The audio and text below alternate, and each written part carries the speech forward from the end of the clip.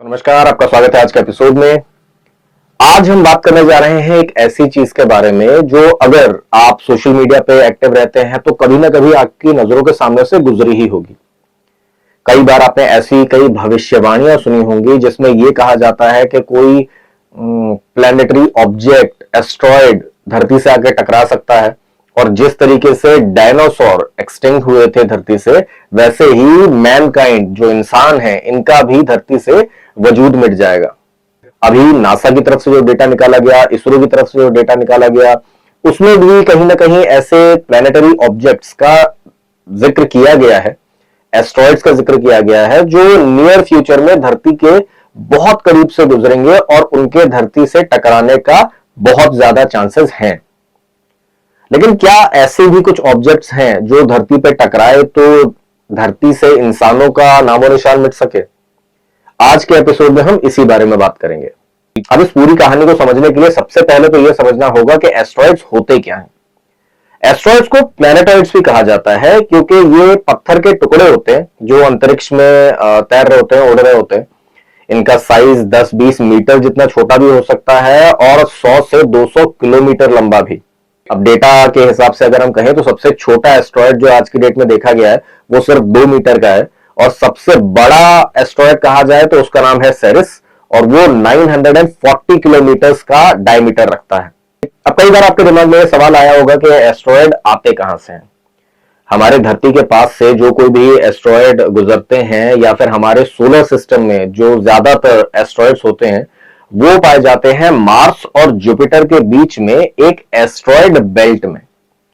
ये पूरी की पूरी सर्किल टाइप की है, बेल्ट टाइप की है जिसमें लाखों करोड़ों एस्ट्रॉयड जो है वो ग्रहों की तरीके से ही सूरज का चक्कर लगा रहे हैं। बस ये जुपिटर और मार्स के बीच में एक बेल्ट में चक्कर लगाते हैं। आप कभी भी अगर इस एस्ट्रॉयड बेल्ट को देखोगे, इस एस्ट्रॉयड बेल्ट के फोटोज देखोगे तो आपको लगेगा कि ये एस्ट्रॉयड जो है वो एक दूसरे से टकराते हुए बहुत ही पास पास में चक्कर लगा रहे हैं। लेकिन एक्चुअली में अगर साइंटिफिकली इसको देखा जाए तो किन्हीं भी दो एस्ट्रॉयड के बीच में जनरली 1 मिलियन किलोमीटर का डिस्टेंस होता है। मतलब एक एस्ट्रॉयड जो है वो दूसरे एस्ट्रॉयड से 1 मिलियन किलोमीटर का डिस्टेंस रखता है। अब यही जो एस्ट्रॉयड्स होते हैं ये किसी रीजन से अपना जो पाथ होता है उससे भटक के अगर धरती की ओर आते हैं, धरती के पास से गुजरते हैं तो इन्हें कहा जाता है नियर अर्थ ऑब्जेक्ट्स, शॉर्ट में नियोज। और जो ये नियोज होते हैं ये सिर्फ एस्ट्रॉयड्स नहीं होते, ये एस्ट्रॉयड्स भी हो सकते हैं, कॉमेट्स हो सकते हैं, मीटियोरॉइड्स हो सकते हैं, मीटियोर्स हो सकते हैं। और एक्चुअली में अगर कहा जाए तो है तो ये सारे के सारे पत्थर के टुकड़े, लेकिन जैसे धरती में कई सारे खनिज पाए जाते हैं, कई सारे मेटल्स पाए जाते हैं, कई सारी चीजें पाई जाती हैं, तो वैसे ही इन पत्थर के टुकड़ों में भी कुछ ऐसे कंपोजिशंस होते हैं जिनके बेस पे इन्हें डिफाइन किया जाता है। बात की जाए एस्ट्रॉयड्स की तो इनमें मेजरली रॉक और मेटल होता है। किसी टाइप का मेटल हुआ और पत्थर हुआ तो उसे कहा जाएगा एस्ट्रॉयड। बात की जाए कॉमेट्स की तो ये बने होते हैं पत्थर, बर्फ और मिट्टी से। इसी वजह से इनको डर्टी स्नोबॉल भी कहा जाता है। अब जो एस्ट्रॉयड्स होते हैं ये मेजरली पाए जाते हैं जुपिटर और मार्स के बीच की एस्ट्रॉयड बेल्ट में। कॉमेट्स पाए जाते हैं काइपर बेल्ट में जो नेपट्यून से भी आगे है। नेपट्यून से आगे भी एक बेल्ट है ऐसे ही टुकड़ों की जिसे काइपर बेल्ट कहा जाता है। जो कॉमेट्स होते हैं वो ज्यादातर यहीं पाए जाते हैं। अब जो ये कॉमेट होते हैं क्योंकि इनमें डस्ट और आइस भी होती है, इस वजह से जब भी ये ट्रैवल करते हैं तो इनके पीछे एक लाइन जैसी, पूंछ के जैसे दिखाई देती है। और जनरली अगर कहा जाए तो इन कॉमेट्स का साइज भी थोड़ा बड़ा होता है, 1 से 10 किलोमीटर के अराउंड का होता है। इसी वजह से कभी भी कोई कॉमेट अगर धरती के पास से गुजरता है तो उसको नेकेड आइज से भी देखा जा सकता है। और एस्ट्रॉयड्स जो होते हैं इन्हें जनरली नेकेड आइज से नहीं देखा जा सकता, इनके लिए टेलीस्कोप की जरूरत पड़ती है। और बात खतरे की ही अगर की जाए तो एस्ट्रॉयड्स उतने ज्यादा खतरनाक नहीं होते जितने खतरनाक कॉमेट्स होते हैं, क्योंकि जो कॉमेट्स होते हैं एस्ट्रॉयड्स की तुलना में उनकी स्पीड डबल के बराबर होती है और ये बहुत जल्दी पता भी नहीं चलते। मतलब अगर कोई एस्ट्रॉयड धरती की ओर आ रहा है तो हो सकता है उसके बारे में वैज्ञानिक पहले से ही देख के थोड़ा अंदाजा लगा ले, लेकिन कोई कॉमेट अगर धरती की ओर आ रहा होगा तो शायद उसको उतनी जल्दी पकड़ा ना जा सके।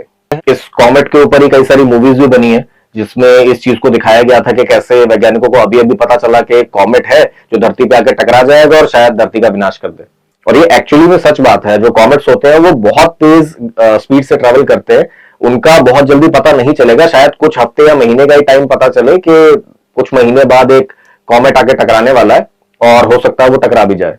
अब बात करें मीटियोरॉइड की, तो ये कॉमेट या एस्ट्रॉइड का ही टूटा हुआ एक छोटा टुकड़ा होता है जो उससे अलग होकर अगर धरती की तरफ आता है तो उसे मीटियोरॉइड कहते हैं।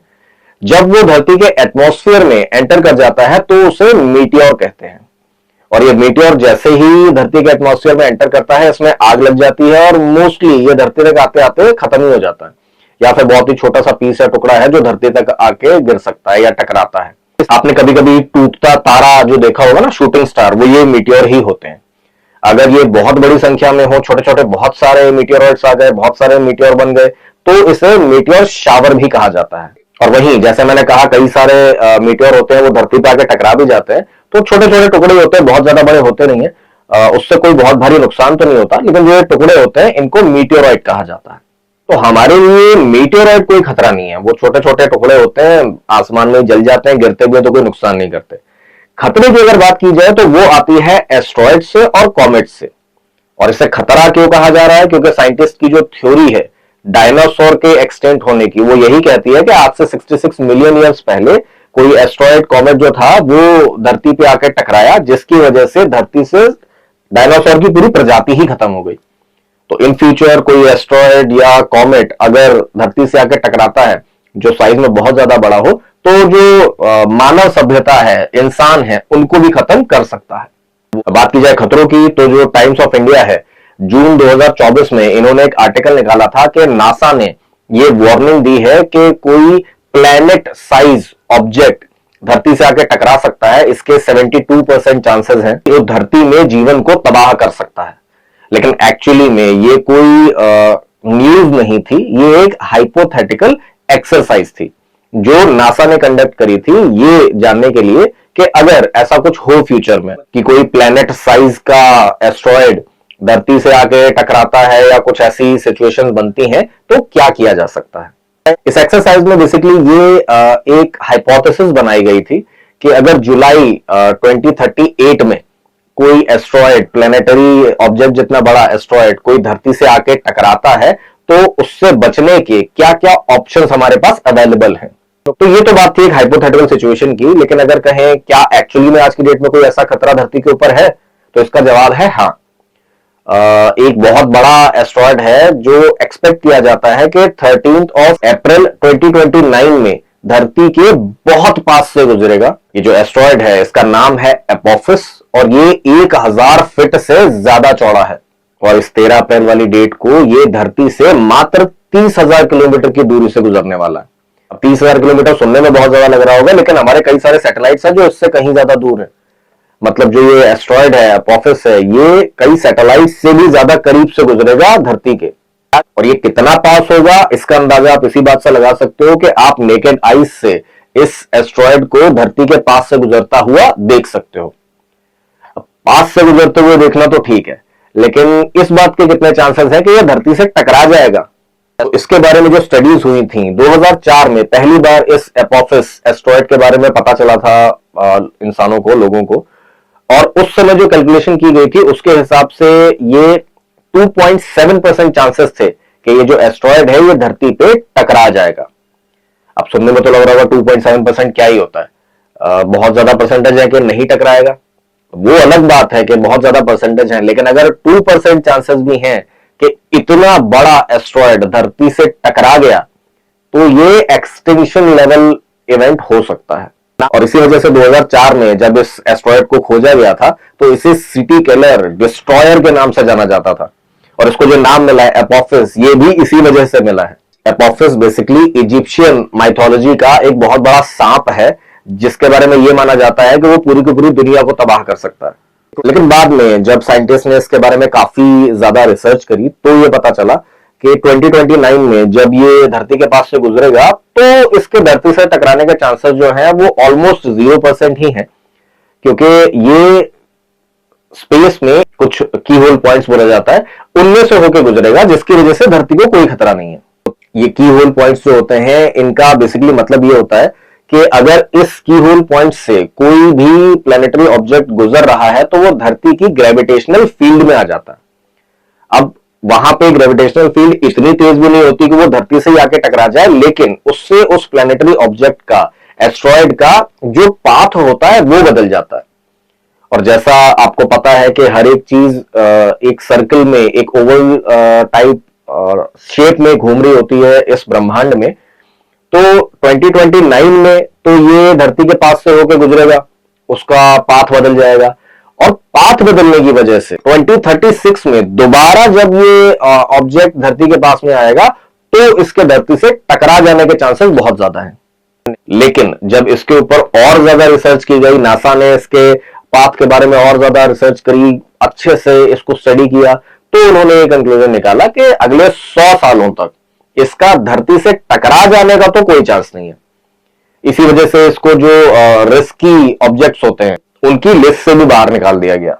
और ये रिस्क लिस्ट मैंने सिर्फ बोलने के लिए नहीं बोल दिया, एक्चुअली में जो दुनिया भर की स्पेस एजेंसीज हैं इन्होंने ऐसी लिस्ट बना रखी है जिसमें ये मेंशन किया गया है कि कौन सा एस्ट्रॉयड उस पाथ पे है जो धरती से कोलाइड कर सकता है। फॉर एन एग्जाम्पल, अगर हम यूरोपियन स्पेस एजेंसी जो है उसकी वेबसाइट पर जाकर देखें तो उन्होंने एक रिस्क लिस्ट अपनी बना रखी है जिसमें उन्होंने मेंशन किया हुआ है बाय डेट कि कब कौन सा एस्ट्रॉयड टकराने के कितने चांसेस हैं। ये जो लिस्ट है इसमें ये मेंशन होता है कि जो एस्ट्रॉयड या कॉमेट है वो कितने साइज का है, उसके इंपैक्ट करने की डेट प्रोबेबली क्या हो सकती है और उसके धरती से टकराने की प्रोबेबिलिटी कितनी है। अभी जो लिस्ट है इसमें सबसे पहले तो ये मेंशन होता है कि उस एस्ट्रॉयड का नाम क्या है। उसका नाम बताने के लिए मोस्टली ये लोग उस ईयर को लिख देते हैं जब ये डिस्कवर किया गया था। जैसे पहला नाम उसमें जो दिखा हुआ है वो है 2023 VD3, मतलब 2023 में इसको डिस्कवर किया गया था। इसके बाद होता है डायमीटर, पहला जो है उसका 11 से 24 मीटर का डायमीटर है, बहुत ज्यादा बड़ा नहीं है ये एस्ट्रॉयड। इंपैक्ट डेट एक्सपेक्टेड क्या है तो वो है 8 नवंबर 2034 की। और इंपैक्ट का प्रोबेबिलिटी क्या है, उसे एक आईपी मैक्स नंबर से लिखा जाता है और वो 0% से भी कम है। टू बी प्रिसाइज अगर कहा जाए तो 0.25% के अराउंड होता है। अगेन सुनने में तो ये लग रहा है कि बहुत बड़ा परसेंटेज नहीं है, लेकिन एक्चुअली में अगर कहा जाए एस्ट्रॉइड्स के टकराने की प्रोबेबिलिटी के हिसाब से ये बहुत बड़ा चांस है।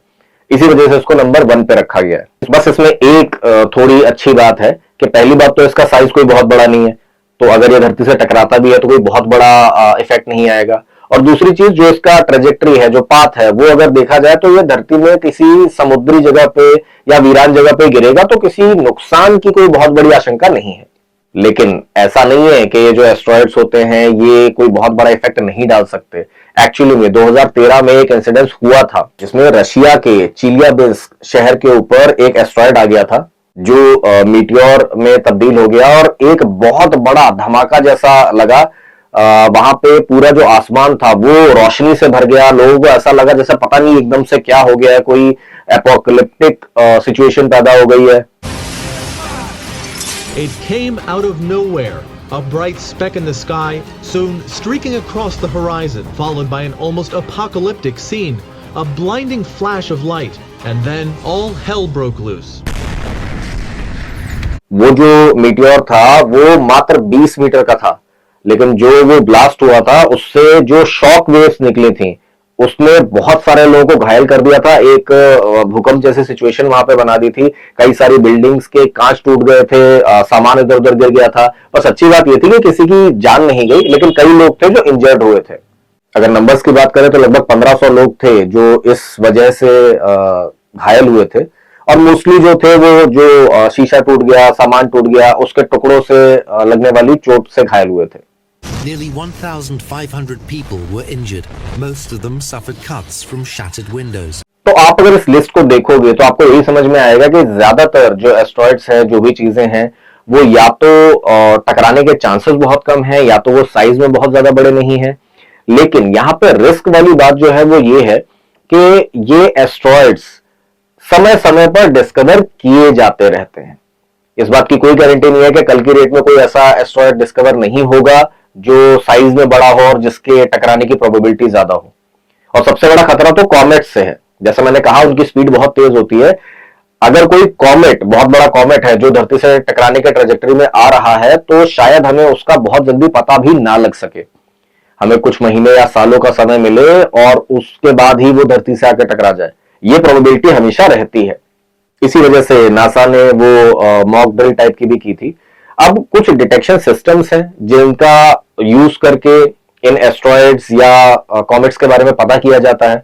सबसे पहले नंबर पे आता है लिनियर, जिसका फुल फॉर्म है लिंकन नियर अर्थ एस्ट्रॉइड रिसर्च। इसे स्टार्ट किया गया था 1996 में और इसको कई एजेंसीज से मिला के बनाया गया था। जैसे ये यूएस का मिशन है और इसमें यूएस एयरफोर्स, नासा और एमआईटी की टीम्स जो हैं वो मिलकर काम करती हैं।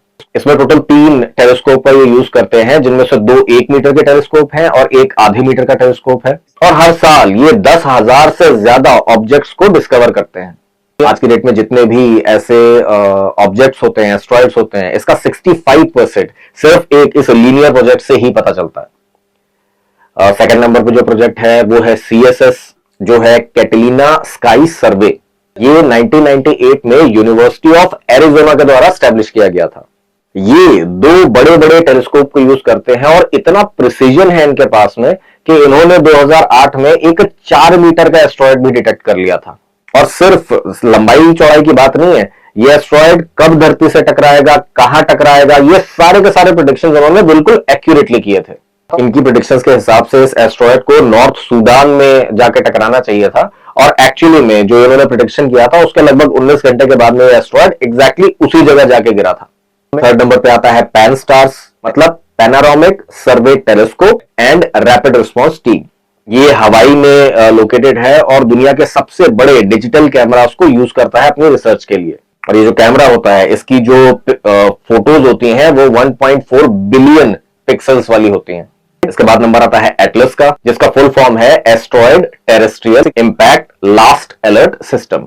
ये भी हवाई में ही लोकेटेड है और ये बेसिकली इसलिए बनाया गया है कि अगर बाकी सारे सिस्टम फेल हो जाते हैं, वो डिटेक्ट नहीं कर पाते हैं, तो ये लास्ट मिनट में वार्निंग दे सकता है कि कोई एस्ट्रॉइड है जो इन्होंने मिस कर दिया और जो धरती से टकरा सकता है। और ये सिस्टम जो है ये हर रात धरती की 2 बार स्कैनिंग करता है ताकि किसी भी खतरे का अंदाजा लगाया जा सके। अब इतनी सारी व्यवस्थाओं के अलर्ट सिस्टम के होने के बावजूद कई बार ऐसा होता है कि छोटे छोटे मीटियोर्स जो हैं वो मिस हो जाते हैं या धरती से आके टकरा जाते हैं, जिनका पता नहीं चल पाता। जो रशिया वाला इंस्टेंस मैंने बताया था जैसे कि वो हो गया।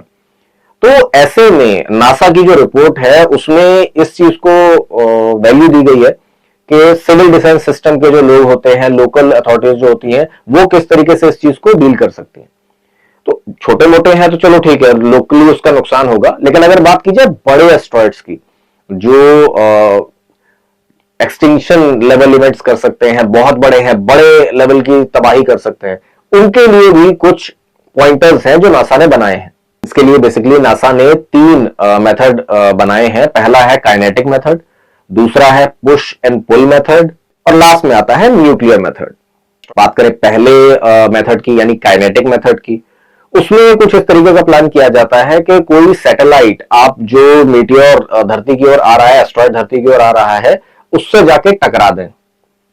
जो सैटेलाइट जाके टकराएगा तो उससे उस मीटियोर का, उस प्लैनेटरी ऑब्जेक्ट का पाथ बदल जाएगा, ट्रेजेक्टरी बदल जाएगी। तो अब वो धरती से टकराने के बजाय धरती के बगल से गुजर जाएगा। और ये एकमात्र ऐसा टेस्ट है जिसे एक्चुअली में करके देखा गया है।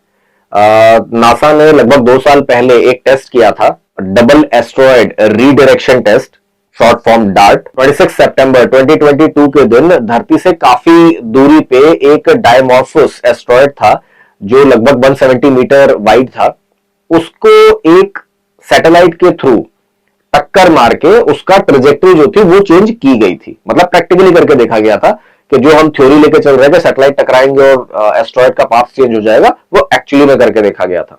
अब जो ये एस्ट्रॉइड था, इससे एक्चुअली में धरती को कोई खतरा नहीं था, ये बस एक टेस्ट था नासा की तरफ से कि अगर फ्यूचर में कभी ऐसा होता है तो क्या ये तरीका वर्क करेगा या नहीं। इसका वीडियो भी बनाया था नासा ने, बाद में रिलीज किया था और ये चीज वर्क करती है। अगर बात करें चाइना की स्पेस एजेंसी की, तो 2025 में वो भी अपनी तरफ से एक ऐसा ही टेस्ट करने जा रहे हैं। इनका जो प्लान है वो है एक 30 मीटर बड़े एस्ट्रॉइड से अपना स्पेस क्राफ्ट टकराने का, जिसमें वो ये देखेंगे कि वो उसका जो पाथ है उसे चेंज कर पाते हैं या नहीं।